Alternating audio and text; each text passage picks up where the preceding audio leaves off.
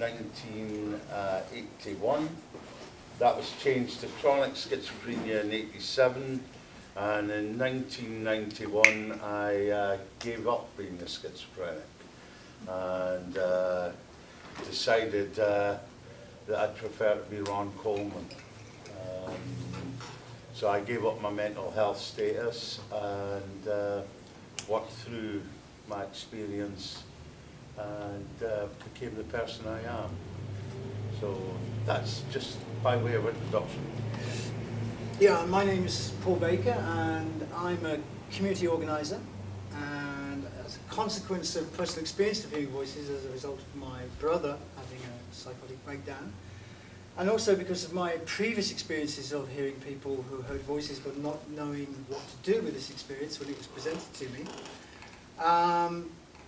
And also because the professionals were always telling me that I should, if I came across the experience, distract the person from their experience, but that kind of didn't feel really natural to me. Always had big question marks about what hearing voices meant and how I, as a citizen, could really help somebody with this experience. Yeah, so I guess the way we'd like to go tonight is really ask you what you want out of this session, what you really want to know, because we can give you some blurb that it's absolutely no use to you whatsoever, or we can really focus in on the kind of things you want us to talk about. So perhaps that's an open invitation to sort of set the agenda. Yes, I have a question. I would like to know some of the stereotypes that are associated with hearing voices, and then maybe, it's not like this, but it is like this. Okay, all right.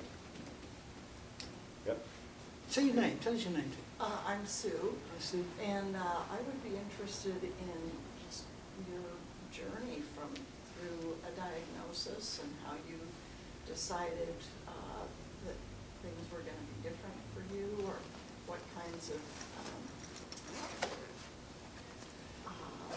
what has been helpful for you, what has not been helpful. Anything you want to know along the way? And I'm Chrissy, by the way. Hi, Chrissy. Oh. I'm Mary Ann, hi. I'm looking at, I'm interested in starting a nonprofit for people that have mental illness for accessing alternative therapies and making them available whether they choose medication or not. And so really what you found that works alternatively, and I think that's why you're here, but that's kind of what I'm looking for. And I'll be there tomorrow too, so I think I'll probably get More of that. Yeah.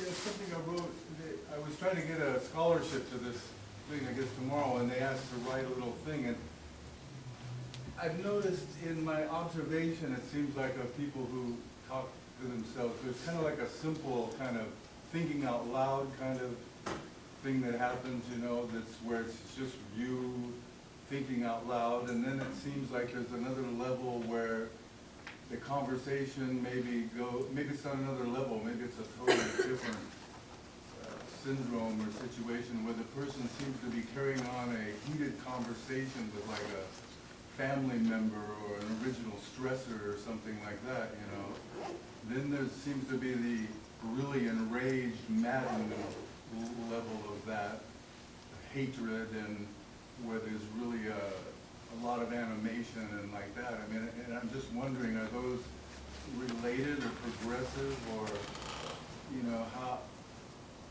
where are the divisions in there, and how do those,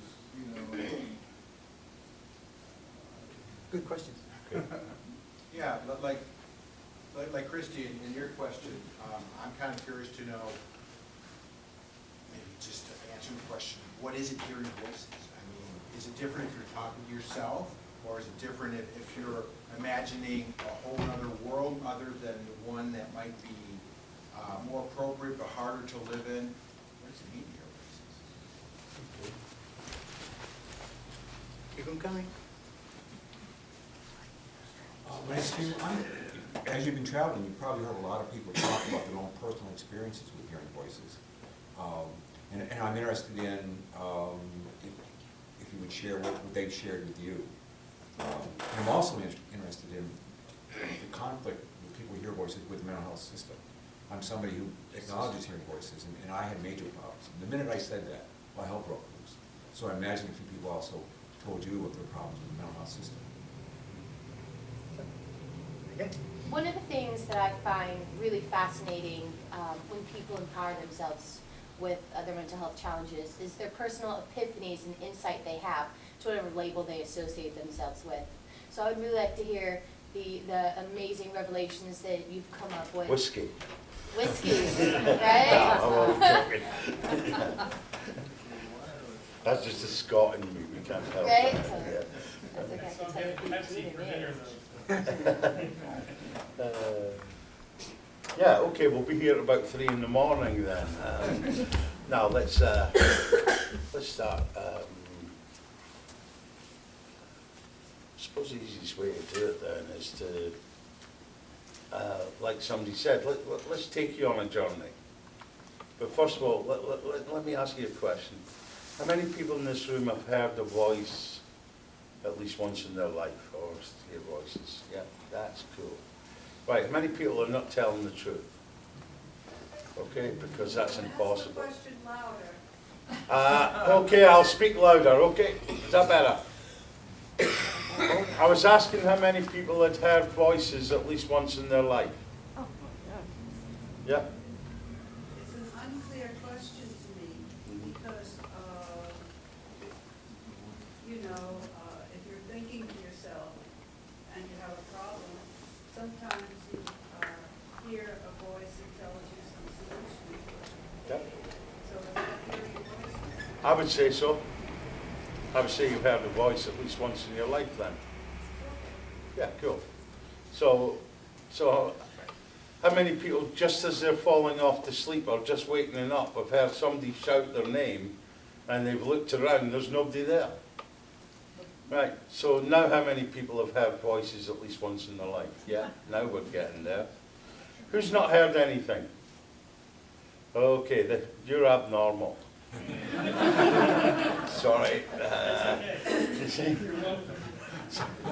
Sorry, so maybe we should take you from here, take you to hospital, treat you until you hear voices like everybody else. Because hearing voices is normal. That's the first thing. It is a normal human response, I believe, very much, that nearly everybody will hear voices. In fact, I believe there are only 2 types of people in the world. Those who have heard voices and those who have yet to hear voices. Okay, so that's only 2 types of people. What's not normal is how sometimes we respond to voices. That's what brings you in touch with sex services.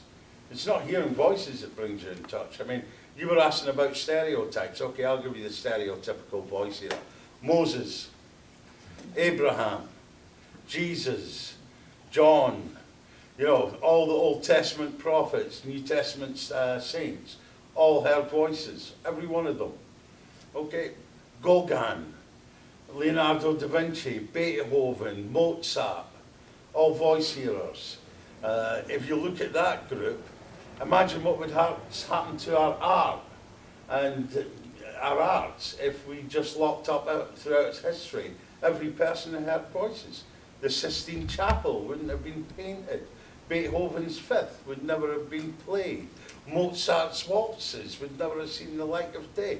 So there's a real big thing about voice hearing that I think we need to understand, that it's a variation of the normal human experience. It is not a sign of illness. And we can go even further in contemporary history. Winston Churchill, Mahatma Gandhi, even celebrities like Anthony Hopkins, who's an actor. It's a commonly experienced phenomenon. Leonard Cohen, my favourite musician, is a voice hearer. Meatloaf heard voices. He talked about it. John Nash, John Nash. Yeah. Brian Wilson. John Lennon. Right. Yeah. So Are they voice diagnosed hearing with- is are they really diagnosed common. with schizophrenia? Pardon? Are they diagnosed with schizophrenia? No. Some of them. No. Very John Nash was, wasn't he? John Lennon was. Brian No. Wilson might Yeah. No, but Some of them were, the ones but that Mahatma Gandhi wasn't. yeah. Would you Neither- consider him a normal person? Say again? Would you consider Mahatma Gandhi? No. A normal person? Nor did he. He talks about his hearing voices experience as being very individual and unique. It's very interesting. He understood that other people may consider him to be crazy and that his experience was hallucinatory, but he was convinced of himself that it was not. And he trusted the voice experience. I would say Socrates, Plato. had voices. Yeah, but I would probably say, yeah, he was an ordinary person, because that's what Gandhi would say. And Confucius said that, there are no extraordinary people, but there are people who do extraordinary things. And so in a sense, we're all extraordinary. We start saying that this person's extraordinary, and then we get back into this cult of this real idea that some people are special. And that then leads to us saying that people who recover somehow are different and special, or are lucky, or something else, instead of just being an ordinary person that happened to go through the journey and come out the other side. There's some statistics on this. I mean, there's been some very large research studies done into the voice hearing experience. Demographic studies, 15,000 people more. And they've come out with the statistic that 4% of the general population is hearing voices regularly, Pathological. all the time. 4%. Now, only a third of that 4%, that's 1.5%, ever have any contact with psychiatry. So there's a lot of people out there hearing voices who never have any contact with psychiatry. We would say, you can argue that these people who hear voices are actually healthy. So maybe we ought to be thinking about hearing voices in a different way. Maybe hearing voices is just a variation of a human experience, like being left-handed. Who's left-handed here? Okay. Now, being left-handed is not abnormal, but there can be issues associated with being left-handed, which sometimes makes life a little bit difficult. So it's not the issue of being left-handed that's the problem, it's your relationship with your left-handedness that can cause you problems. It's all the right-handed people that are. Yeah, they're the problem. Living in a right-handed world.